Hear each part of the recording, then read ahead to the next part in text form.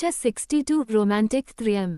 इधर हॉल में पहुंचते ही जहां सबकी नज़र त्रियम पर थी तो वहीं त्रियम की नज़र बस अदिति को ही ढूंढ रही थी, जो कि शायद अभी तक आई ही नहीं थी।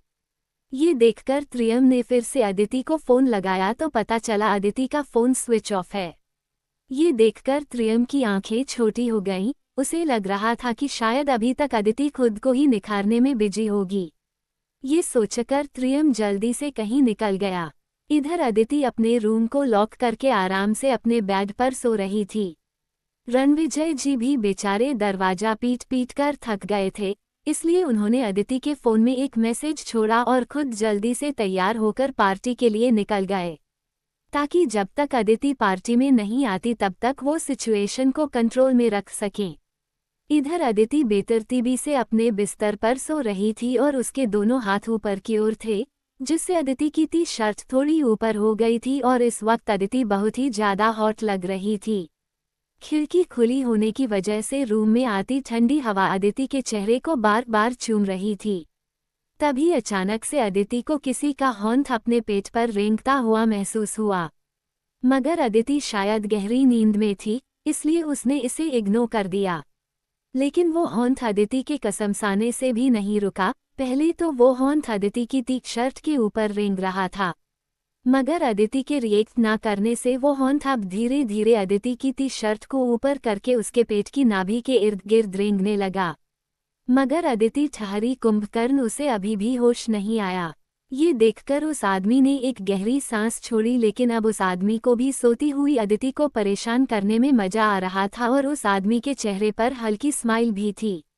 धीरे धीरे उस आदमी के हॉन्थ अदिति के सीने तक पहुंच रहे थे। अब वो आदमी अदिति के सीने पर पहुंचकर उसको अपने एक हॉन्थों से सहला रहा था। अब धीरे धीरे अदिति को अपनी बॉडी पर हरकत महसूस हुई तो उसने धीरे से अपनी आंखें खोली और सामने देखने लगी। तभी अदिति को अपने सामने त्रियम का चेहरा नजर आया। ये देखकर अदिति के चेहरे पर स्माइल आ गई। उसको लगा कि शायद ये फिर कोई सपना होगा, इसलिए अदिति ने वैसे ही त्रियम के हाथ को अपने सीने पर और भी ज़्यादा प्रेस करते हुए सटा लिया और उस पर अपने हाथों की पकड़ मजबूत करते हुए दोबारा से करवट लेकर मुस्कुराकर फिर से सोने की कोशिश करने लगी। तो वहीं त्रियम के हॉन्थ अदिति की इनविया के ऊपर थे। त्रियम से अदिति की सॉफ्ट ब्रेस्ट कंट्रोल नहीं हो रही थी, इसलिए त्रियम ने जोर से अदिति के सीने को उसकी ब्रा के ऊपर से ही दबा दिया। अपने सीने पर जोरों का दर्द महसूस करते ही अदिति अब पूरी तरह से जाग गई थी। अदिति को जैसे ही महसूस हुआ कि किसी आदमी की पकड़ उसके सीने पर है, ये देखकर अदिति घबरा गई और उसने तुरंत ही पीछे मुड़कर बिना त्रियम को देखे ही एक जोर की लात त्रियम को मार दी। अदिति की इस हरकत के लिए त्रियम तैयार नहीं था। अदिति की लात पड़ते ही त्रियम सीधा अदिति की बेड के नीचे धड़ाम की आवाज से जा गिरा। अदिति तुरंत अपनी जगह पर खड़ी हो गई और अपनी टी शर्ट को सही करने लगी, जो कि त्रियम के ऊपर करने से उसके उभारों तक पहुंच चुकी थी। फिर अदिति उस आदमी की तरफ गुस्से से बढ़ गई, मगर जब अदिति की नज़र त्रियम पर पड़ी तो उसका गुस्सा मानो हवा हो गया। अब उसे समझ नहीं आ रहा था कि ये सब अभी जो हुआ वो रियल में था या फिर ये एक सपना है जिसको वो अपनी खुली आंखों से देख रही थी। अदिति की लात पड़ते ही त्रियम कराहने लगा। अब वो अदिति को घूरने लगा, मानो उसे अदिति के ब्रेस्ट से दूर जाना पसंद नहीं आया। तभी त्रियम की नज़र अदिति पर पड़ी, जो कि उसको देखकर अपनी जगह बर्फ जैसी जम गई थी। ये देखकर त्रियम समझ गया कि अदिति के दिमाग में क्या चल रहा होगा। त्रियम अदिति से अपना बदला लेने के लिए अपने चेहरे पर डेविल मुस्कान लेकर उठा और अदिति की तरफ बढ़ गया। अदिति अभी भी अपनी जगह पर बर्फ जैसी जमी थी। वो तो बस टुकुर टुकुर त्रियम की आंखों में देखे जा रही थी, मानो खुद को यकीन दिला रही हो कि ये सपना नहीं है। त्रियम अदिति के पास पहुंचकर तुरंत अदिति की कमर में हॉन्थ डाल उसको अपने करीब कर लिया और अदिति सीधा त्रियम के सीने से जा लगी। फिर त्रियम अपने एक हॉन्थ से अदिति के पेट पर फिराते हुए धीरे धीरे उसके बड़े बड़े उभारों तक ले गया। ये देखकर अदिति की पकड़ त्रियम के कंधे पर मजबूत हो गई और उसने अपनी आंखें बंद कर लीं। त्रियम के हॉन्थ अदिति के सीने से होते हुए उसकी गर्दन पर रुक गए, लेकिन फिर त्रियम अपने हाथों को वापस अदिति के राइट सीने तक ले गया और उसको टी शर्ट के ऊपर से ही गोल शेप में फिराने लगा। अदिति की सांसें अब भारी हो चली थीं, वो तो बस इस खूबसूरत एहसास को अपने अंदर समेटने की कोशिश कर रही थी। त्रियम के होंठ अब धीरे धीरे अदिति की टी शर्ट के ऊपर से ही अंदर की ओर बढ़ रहे थे। जैसे जैसे त्रियम आगे बढ़ रहा था, अदिति के हाथों की पकड़ त्रियम के कंधों पर कसती ही जा रही थी। अब त्रियम के होंठ अदिति की इनरवियर के ऊपर थे, जिसको त्रियम अपने मजबूत हाथों से धीरे धीरे नीचे की ओर खिसका रहा था। त्रियम ने थोड़ी सी ही अदिति के ब्रा को उसके सीने से नीचे किया और खुद झुककर अदिति के सीने पर धीरे से किस करने लगा। तो वहीं अदिति पहली बार किसी मर्द के उसके इतने करीब आने से सिहर रही थी। उसकी सांसें लगभग भारी हो चुकी थीं।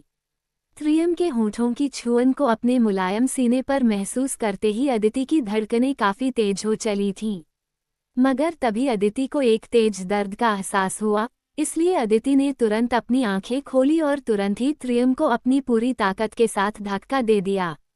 जब अदिति ने अपने सीने की तरफ देखा तो पाया वहां पर त्रियम के काटने के निशान थे।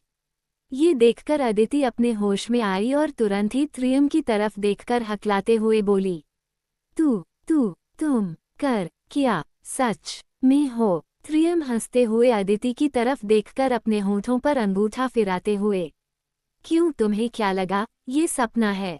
अदिति जल्दी से अपनी इनरवियर और टी शर्ट को सही करते हुए बोली, तुम यहाँ मेरे कमरे में क्या कर रहे हो? त्रियम अदिति की बात सुनकर अपनी भौं ऊपर करते हुए बोला, क्यों, मैं नहीं आ सकता। अदिति त्रियम को कुछ बोलती कि तभी उसकी नज़र घड़ी पर गई जो कि रात के 9 बजा रही थी। ये देखकर अदिति जल्दी से बाथरूम के अंदर घुस गई और त्रियम वहीं अदिति के बेड पर बैठकर अपना मोबाइल स्क्रॉल करने लगा। Story will be continued. 63 त्रियम और अदिति की प्यारी नोक झोंक। अदिति बाथरूम से नहाकर बाहर निकली। दरवाजा खुलते ही त्रियम, जो अपने मोबाइल को स्क्रॉल करते हुए अदिति के बाहर निकलने का इंतजार कर रहा था, वो दरवाजे को देखने लगा। मगर अदिति को देखते ही त्रियम का मुंह खुला का खुला रह गया। अदिति जल्दबाजी से तौलिए से अपने बालों को सुखाती हुई आ रही थी।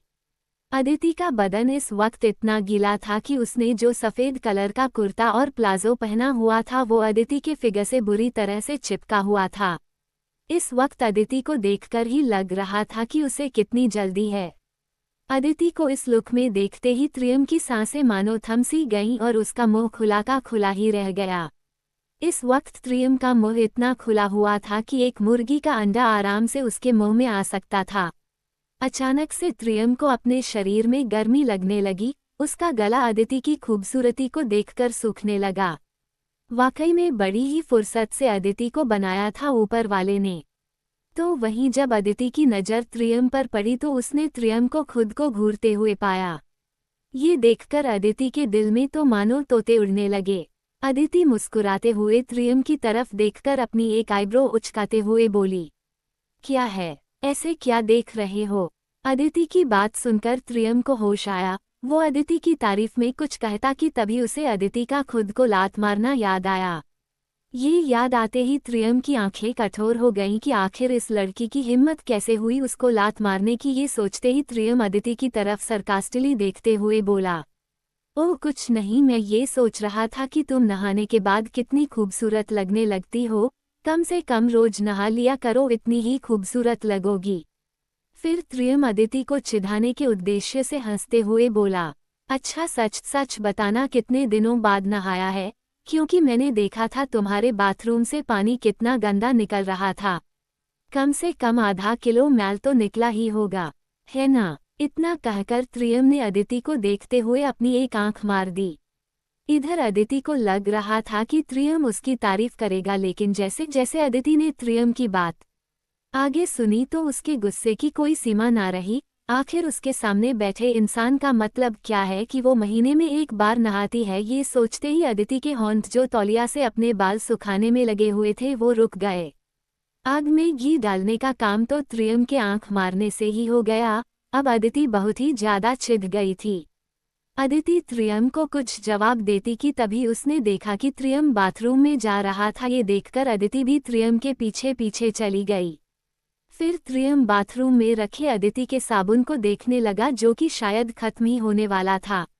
ये देखकर त्रियम अदिति की तरफ अपने दांत दिखाते हुए बोला, देखा, मैंने कहा था ना कि तुम्हारे शरीर से इतनी गंदगी निकली है कि बेचारा तुम्हारा डव साबुन भी घिस घिस कर काला पड़ गया। फिर त्रियम डव साबुन की तरफ देखकर बेचारा सा मुंह बनाकर बोला, बेचारा साबुन, ये तो सफेद था मगर तुमने अदिति की तरफ उंगली पॉइंट करते हुए इसे अपने शरीर पर लगाते ही काला कर दिया। फिर त्रियम नौटंकी करते हुए साबुन की तरफ देखकर, चलो साबुन वाले बाबू, तुम्हें इस औरत की इतनी गंदगी लगी है कि मुझे लगता है कि तुम्हें 2 बार टाइड से धोना पड़ेगा। इतना कहकर त्रियम अपनी हंसी कंट्रोल करते हुए बाथरूम से बाहर आ गया।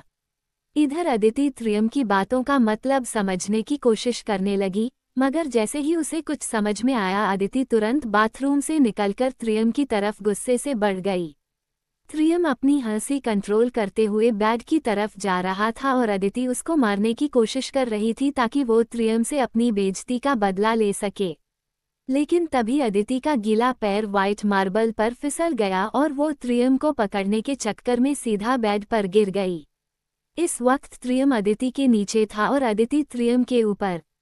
दोनों ही अपने अपने धड़कते हुए दिल के साथ एक दूसरे की आंखों में देख रहे थे। फिर त्रियम अपने एक हाथ को अदिति की कमर पर रखते हुए उसे अपने और करीब कर लिया और फिर दूसरे हाथ से अदिति के गीले बालों को पीछे करते हुए अपनी आंखों में शरारत लिए अदिति की आंखों में एकटक देखते हुए गाकर बोला, तारीफ करूं क्या उसकी जिसने तुम्हें बनाया। अदिति त्रियम के इतने करीब होने से भी कुछ देर हुई अपने बेइज्जती को भूली नहीं थी। फिर अदिति त्रियम की बातों का उल्टा जवाब देते हुए बोली, बनाया नहीं, पैदा किया है मुझे मेरे माँ बाप ने। आप उनकी तारीफ करें। ये बात कहते वक्त अदिति बहुत ही ज्यादा क्यूट कर लग रही थी। त्रियम से अब रहा नहीं गया। त्रियम ने जल्दी से अदिति के होंठों पर अपने होंठ रख दिए और उसको किस करने लगा। पहले त्रियम ने सोचा कि वो अदिति को सिर्फ लाइट किस करेगा, मगर अदिति के जिस्म से आती हुई खुशबू ने उसे आउट ऑफ कंट्रोल कर दिया था। अब त्रियम की किस लाइट किस से डीप किस में बदल चुकी थी। अदिति भी त्रियम के करीब जाने से खुद को रोक नहीं पाती थी, इसलिए अदिति भी त्रियम को बराबर किस कर रही थी। दोनों ही एक दूसरे में बिजी थे कि तभी अचानक से अदिति को होश आया और उसने त्रियम को किस करना बंद कर दिया। अदिति की यूं अचानक इस तरह बीच में ही रुक जाने से त्रियम अदिति को अपनी छोटी आंखों से देखने लगा। तो बदले में अदिति त्रियम को अपने दांत दिखाकर उससे अलग होते हुए बोली, सॉरी, मैं अपनी ही एंगेजमेंट में लेट नहीं होना चाहती। इतना कहकर अदिति चेंजिंग रूम की तरफ बढ़ गई। कुछ देर बाद अदिति चेंजिंग रूम से बाहर आई। उसने इस वक्त गरारा पहना हुआ था जो कि डार्क ब्लू कलर का था और उस पर गोल्डन वर्क की कढ़ाई की गई थी। उस ड्रेस में अदिति का गोरा रंग काफी निखर के आ रहा था। ये देखकर त्रियम पागल सा हो गया। आखिर होता भी क्यों ना, उसने पहली बार अदिति को इंडियन वियन में देखा था। ये देखकर त्रियम अदिति की तरफ बढ़ गया। त्रियम को खुद की तरफ आता देखकर अदिति का भी दिल रोलर कोस्टर की तरह धड़क रहा था। त्रियम अदिति के पास पहुंचकर उसके गीले बालों को अपने एक हाथ से साइड में करते हुए अदिति के गोरे कंधे पर किस कर दिया। त्रियम के होंठों की छुअन को अपने कंधे पर महसूस करते हुए अदिति तुरंत अपनी आंखें बंद कर ली। फिर त्रियम अदिति को खींचते हुए शीशे के सामने खड़ा करके बोला, आज मैं तुम्हारी खूबसूरती को 4 चांद में लगाऊंगा। अदिति त्रियम की बात सुनकर मुस्कुराने लगी। त्रियम ने सबसे पहले अदिति के गले में ब्लू डायमंड का नेकलेस पहनाया और फिर अदिति के गले की दोनों साइडों को चूम लिया। अदिति ने तुरंत अपनी आंखें बंद कर ली। फिर त्रियम ने अदिति के भारी और चमकदार दुपट्टे को उठाकर अदिति के कंधे पर रखकर उसको बड़े ही आराम से पिन कर दिया। फिर त्रियम ने अदिति के दोनों हाथों को किस करते हुए उस पर डायमंड की अंगूठी पहनाते हुए बोला, आज हमारी एंगेजमेंट यहीं हो गई और जो वहां होगी वो फेक होगी। त्रियम की बात सुनकर अदिति के चेहरे पर खुशी की लहर दौड़ पड़ी। फिर अदिति पूरी तरह से रेडी हो गई। उसने अपने बालों में एक गोल्डन कलर डायमंड का भारी भरकम मांग टीका लगाया हुआ और उसके ऊपर अपने बालों का पफ भी। लाइट मेकअप होने की वजह से अदिति की खूबसूरती काफी निखर कर आ रही थी और त्रियम बैठा बस उसे निहार रहा था। अदिति ने एक बार खुद को निहारा, तभी त्रियम की उसके कानों में आवाज पड़ी। त्रियम अदिति की तरफ देखकर मजाक करते हुए बोला, ये जो तुम अपने चेहरे को देखकर बार बार आहें भर रही हो ना, सब पता है मुझे। अपने चेहरे पर जो पाउंड्स कंपनी का चूना लगाकर जो लिपाई की है ना सब समझ में आ रहा है। त्रियम की बात सुनकर अदिति त्रियम की बांह पर मारते हुए, ये तुम ना अपना गटर जैसा मुंह खोला ही ना करो, हर बार कुछ ना कुछ गंदा ही निकालते हो। फिर अदिति अपने गरारे को गोल गोल घुमाते हुए बोली, अच्छा बताओ कैसी लग रही हूँ। अदिति की बात सुनकर त्रियम शैतानी मुस्कुराहट के साथ बोला, सच बताऊं कि झूठ। अदिति, सच ही बताना। त्रियम कुछ सोचते हुए बोला, तुम ना मुझे वो लग रही हो, बिल्कुल वो।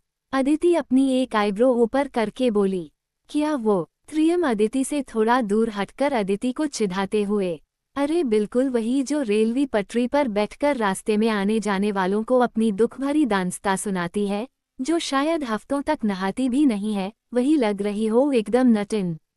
त्रियम की बात सुनकर अदिति बहुत ही बुरी तरह चिढ़ गई। फिर अदिति त्रियम के ऊपर झपकर उसको मारने लगी और बेचारे त्रियम हंसते हुए पूरे कमरे में उछल कूद मचाने लगा।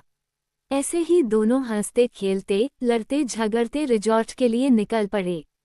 Story will be continue.